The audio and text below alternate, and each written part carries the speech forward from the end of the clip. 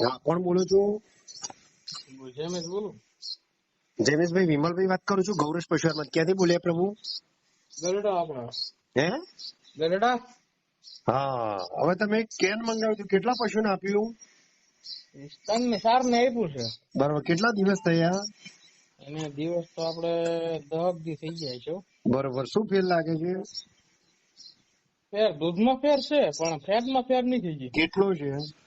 દૂધમાં તો છે ને, પેલા જો આપડે 13-14 લીટર ભરતા હતા, અત્યારે કઈક 17 લીટર જેવું દૂધ થાય છે 3 ગાયનું. કેટલું?